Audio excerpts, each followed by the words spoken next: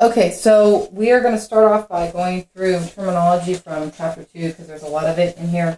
And we're going to break that down in a short video, and then we will go through the rest of it. So let's look at some of the terminology that we're going to use in here. One, we have determinants of health. The determinants of health is not health disparities. All right, determinants of health. I hope that's not too high. Hopefully you can see this. Determinants of health is what's going to determine your overall health. It's good, it's bad, it's ugly, whatever. So it has to do with health behaviors, medicine, risk factors. It's what, if I take all the sums of you, it's what I'm going to get. And that is your health status. Your health status is all of your factors to equal you. It's the good, it's the bad, and it equals you. All right? So your overall status, your holistic view of yourself that's your health status, and they're by the determinants of health. Health disparities, think despair. All right, health disparities are despair. All right, think the health despair. So it's sad automatically.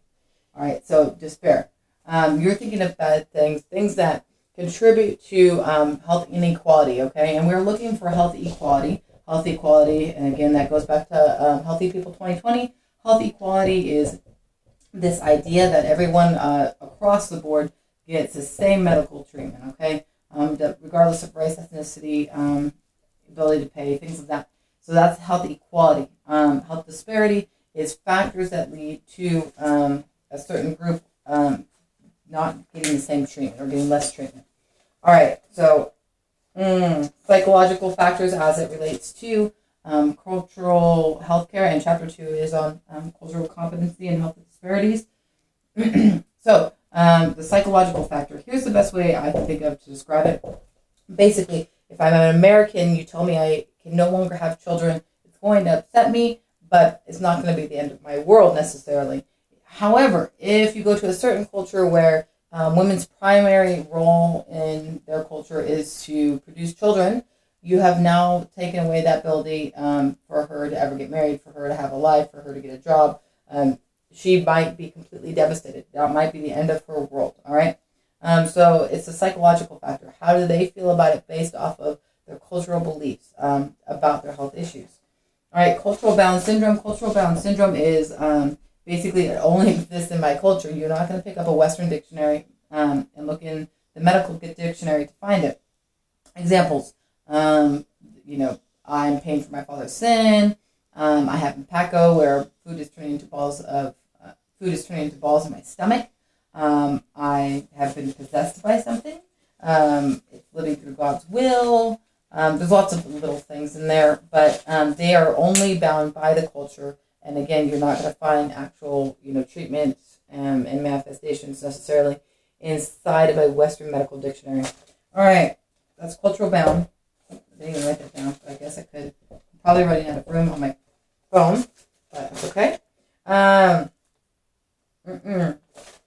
right, and again, we have a lot of lists in here, so I'll have to break that down. Values are what we live by. These are I value outdoors. I value exercise. I value shopping. I value whatever it is you value, okay?